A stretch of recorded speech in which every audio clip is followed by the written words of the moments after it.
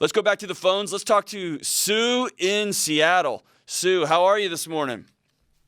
Doing well. Congrats on your new show. Thank you so much. Thanks for joining us here at the very beginning. You are in on something big, right? Is that what you say when you're trying to get somebody to invest, like in Avon or something? Like you're an early adopter, Sue. This is going to be huge for you. So how can I help? What's going on? Well, I wanted to talk to you because you've worked in higher ed. I have. I've been invested in my job for now 13 years because of the dream of free college education for my daughter. I just dropped her off, and I thought I was going to feel, really relieved and be really excited. But I got home, and all I could think of is, okay, 45 months to go to sit through this job that I've learned that I'm kind of really sick of. I've been, now that I've been on this debt-free journey, I'm 2 years away from being debt-free. I've been really dreaming about what can I do next. I've been thinking about what my other possibilities could be, and now I'm feeling a little like, God, I'm really kind of stuck in this thing because her tuition is tied to doing this job. I can't quit. I can't move on to a better thing. Right. And even when I do get out of debt, I'm still going to have to continue to do a job I really don't love anymore. So what do you do for your school? Give me a ballpark. I work in the Career Center. Okay. I work in the Career Center, and I work with students and employers. So that is a thankless, challenging job. For those of you who don't know, career centers and admissions folks and development folks who raise money. Those are the three positions on a college campus that no matter what is going on in the world, they are judged by a single number at the end of a calendar year. You either succeeded or you failed. If you're an English professor, you are helping folks learn to write, learn to read, learn to think broadly, learn to think deeply. But there's no centralized metric that you can post up, that you have to put up for the world to see whether you succeeded or failed, right? I was a student affairs guy, so I was always dealing with after hours things, hard things, and how I judged my job or how people judged my job was it's amorphous, right? It's are we helping students learn these out of the classroom experiences and things? A career services person is how many of our students got jobs? You failed. Right?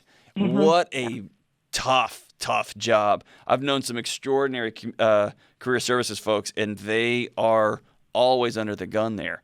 So what part about your job do you love? Oh, God. Or maybe none of it, man. It won't hurt my feelings. Maybe none of it. Maybe you're just sick of the whole thing. I have bright spots. I actually love sending out an email message to students about an opportunity and seeing somebody take action on it. Like when somebody actually went through to the next step and applied to that opportunity and then gets the job. I love that part. And I love being able to see it from behind the scenes. I have new software where I can actually tell that happened. That is a thrill. Sure. I love that piece. And I'm actually kind of thinking like the direct marketing of those opportunities, being able to do the A/B testing of the messaging and seeing which kind of messages they actually respond to. And I'm loving that I'm getting to do a career virtually and doing it jointly with other schools. I'm actually kind of excited about that possibility. What part of your job do you hate? You just every second you're like, man, I think I'm going to set myself on fire just to feel the heat. Like what's that part of your job?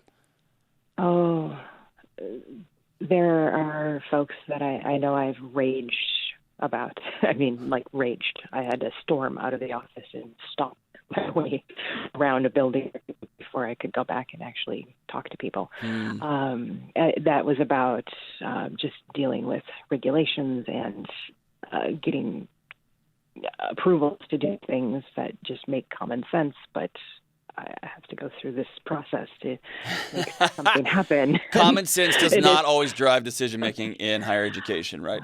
So no. Here's the back out. Here's the 30,000-foot view, and I'll simplify it for you, and I'm going to put you on the spot. Is that cool? Yeah, absolutely. All right. So I want to think about this on a couple of 100-year scale and then a very, like, right this second scale, okay? Yeah. if we were to back out a couple of hundred years and think about and what I'm going to do is not fair, by the way, and I know that, so just bear with me here. I understand.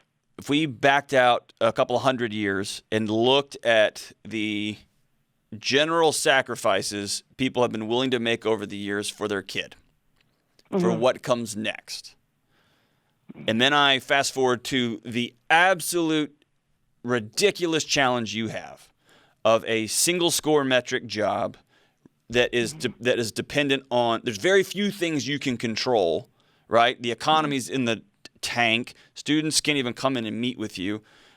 A new generation of student who just thinks you've got a magic drawer full of jobs, right? Like, hey, I'm graduating, where's my job? And who doesn't always pay attention in class and doesn't know how to do resumes, just basic things. And you're judged on, did you get them a job or not, right? So that's tough. But it's in the air conditioning. You're good at it. You can grind it out, like you said, for 4 years, and then your daughter can ride off into the sunset, or your son can ride off into the sunset. That's one side of it. The other side of it is playing a 10-year, 20-year game the other way. And the reason when I think about that way, I think, does your kid have to go to this school? Is there another school that is free in your community that can do community college? Is there a state option in the area where your son or daughter y'all can sit down and work out the finances of it and say, I can't do this job anymore, or I've got a great opportunity, I'm transitioning, but this is going to cost us tuition. And that's a hard conversation for you to have, of course, but it's also a remarkable moment for your kid to see their mom thinking about themselves, planning, and the natural consequences of stuff, right? So I don't think any of those options are bad, but it's kind of an either or, right? That you're going to grind it out, you're going to work really hard, and you're going to say, I'm going to make it one of those little chains, and I'm going to spend the next 4 years doing this job, but also building what's going to come next, like you would tell a sophomore who comes in to see you. Or, get an exit strategy sooner rather than later and get out and let your son or daughter know, hey, this is time for me to make my move, and this is going to mean you're probably going to have to change schools. Yeah, we had the hardest conversations already, and she had already had to make a compromise on the school she ended up at. Okay. My school is part of tuition exchange, so she got to go out of my school, thankfully. But what she wanted to study is not available nearby where we're at, unfortunately. Okay. But I'm committed to grinding it out. I just need some strategies to be able to survive it without, wanting to kill my colleagues and just be a better person in general. Because I'm committed, I'm going to have to do the next 4 years, and I'm going to have to be sanguine about it. So I would recommend this. Inside of a school ecosystem, and you know this, if you love working with students, if you love the marketing part, if you love the collaborative part, if you like working and reaching out in other universities and having partnerships, which schools all across the country are having to do right now because it is just a sideways hurricane doo-doo storm right now out there in higher education. There's students everywhere. They're not showing up in some schools. Some schools are canceled. Some schools are all online, all that. So schools are having to partner together like never before. I want to recommend that you start scouring your own institution for places where you can transition inside your institution. I want you to scour your local area where you wouldn't have to move, where you can find opportunities that are going to be able to jump institutions in different positions that will get you, that will still have the tuition exchange, but will have several years.